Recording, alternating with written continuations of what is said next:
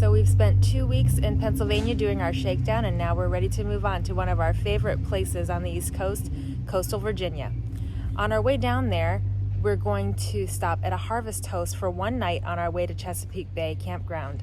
If you don't know about Harvest Host, it is a great website resource for RVers. It's places like wineries, farms, museums, and just places of interest that have opened up their doors to RVers to stay there for free overnight. And there's no hookups, and you just pull up and park your RV, but the catch is you have to buy something at whatever business you're staying at.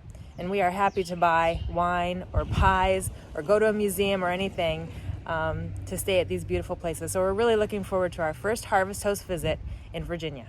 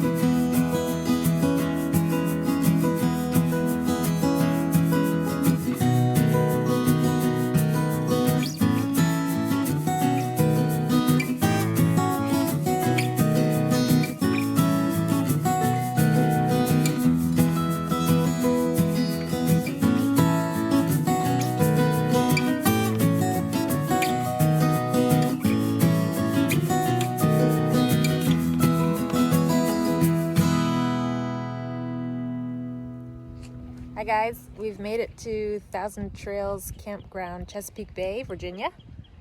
It's a lovely campground, really large, right on the bay.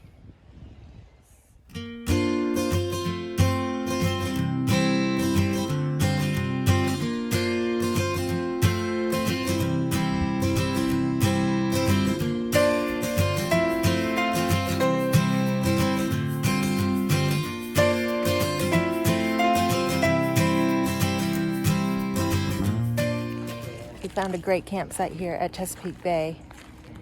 The other sides are pretty open, but this one is nestled right in the trees. So, nice and shaded and wooded.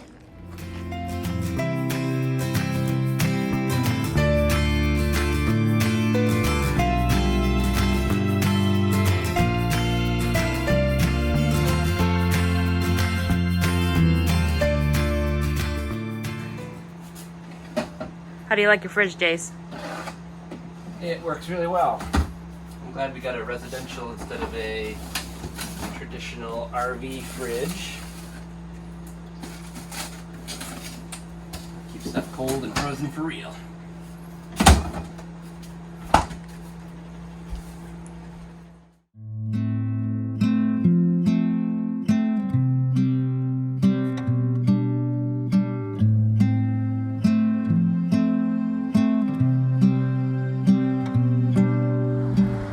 All over this part of coastal Virginia are Civil War historical sites, and I love driving in the countryside and seeing these random little signs of places where battles happened or historical things happened for the war, and it's fun for me to imagine how things must have been over 150 years ago now in this part of the country. I think the landscape still looks very similar, but of course times have changed.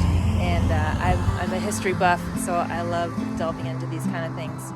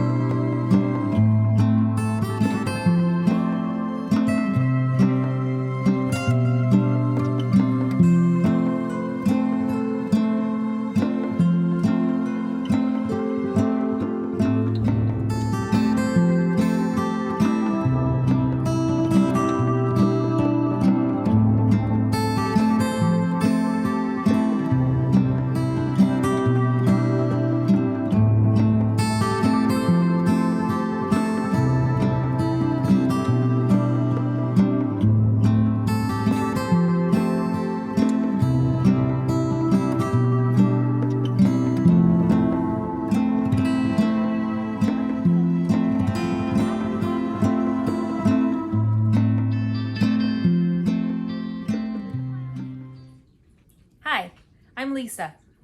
And I'm Jason. And we are Circuit Ridin RV. We wanted to take a few minutes to just talk about what in the world that means. What is the circuit and why are we riding it? So we've come up with 3 reasons why we've embraced this RV lifestyle, and we wanted to share them with you. Number 1, what is the circuit? Jace, why don't you take that one? Yeah, so my job, I get to work with leaders, pastors who are starting brand new churches, mostly in the northern half of the eastern seaboard. So think Maine to Virginia, eastern half of New York and Pennsylvania. And so in my role, there's a circuit there that if I were to ride, would be Circuit Ridin. And there's sort of this tradition and history of preachers way back in the day before, cars that would hop on horseback and ride from one location to another because they were starting new churches, new works, and that was the way they got to be with the people. So we borrowed that idea just for a little bit of fun, and also being in one location, I had to just sort of flit out and come back, and didn't get to spend the quality or even the quantity time with those leaders in their location. So I'd be there for a day or two, or I'd have to string a few together, but be pretty quick about it because hotels, driving, you just can't keep doing that. And then there's a home to go back to. Well, now I have a home to go with us while we do that circuit. And as far as my job goes, I am a virtual assistant for an accounting firm part-time. So I've been doing that for a year now, and it just dovetails perfectly into a nomadic traveling lifestyle. It's all remote. I zoom in and zoom out when I need to and do phone calls and mostly do my work online. So in addition to Jason already traveling so much for his job, this was a way that I could also work on the road. Number 2 on our list of why we want to live in an RV is that we love to travel. In our over 25 years of marriage, we've been to Europe, Canada several times, Mexico, the Caribbean, and South America. Even had the chance to live in Chile for 2 months during a sabbatical in 2017 and explore there, travel, just see all kinds of new things, and especially experience another culture, another language. And we love all of that. And it's great to take in those new experiences. But one of the drawbacks is you're not going back to your home. It's a different bed, a different pillow, the kitchen, the bathroom, none of that's set up the way you want it to be. And that's one of the big drawbacks, right? That was a tough part for me because even though we love to travel, I can only do it for so long before I just want to go back home and have my stuff and sleep in my own bed. So when we were first exploring this idea of living in an RV, once I got it in my head that I could both travel and have my home with me all the time, it seemed like a no-brainer and a great fit for us, especially in light of the kind of jobs that we have, like we talked about earlier, that RV living would be a great fit for us. Yeah, so we're doing a circuit, exploring places, but also returning to places we're familiar with. But at each of those places, we have our home that we're living in. And one of the things we're excited about as well is there's plenty of both reasons, and let's just say we can make excuses to expand beyond that circuit, to explore and do our work and visit people and check out new places in other parts of the U.S. and Canada, even getting down into Mexico, which is one of those things that people do. You have your Mexico trip, your Alaska trip. Those are sort of on the bucket list a lot of times for RVers, and we see ourselves doing that as well. And maybe going to Florida in the colder months, for example. Maybe never being in cold places again, or at least comfortably spring to fall temperatures. The third reason that we wanted to do this RV lifestyle is to simplify our lives and get back to nature. So simplifying. The downsizing process of going from a house to an RV seems like a daunting task, and it certainly is.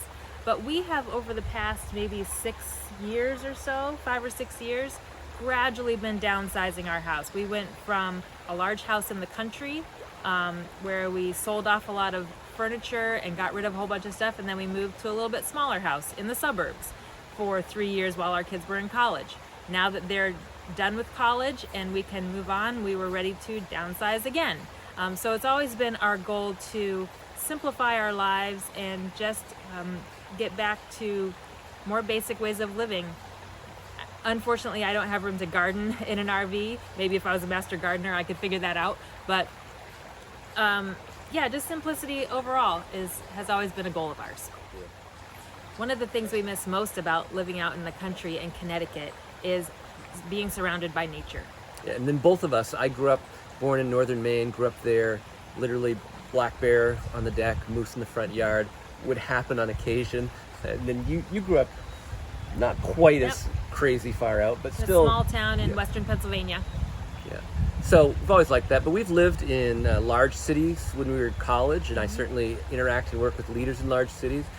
We've lived in the smaller cities for, as our kids were born and grew up, and then in the country, and then most recently in the suburbs, which is the least favorite for me, but you'd take that one over some other options, yeah. So we're looking forward to the ability to now do this travel, be more simplified, integrate it with our work life, and be closer to nature as well. So that's our reasons for choosing an RV lifestyle. Thanks for watching, and we hope you'll get some enjoyment and at least some entertainment out of our videos as we go ahead. See ya. Take care.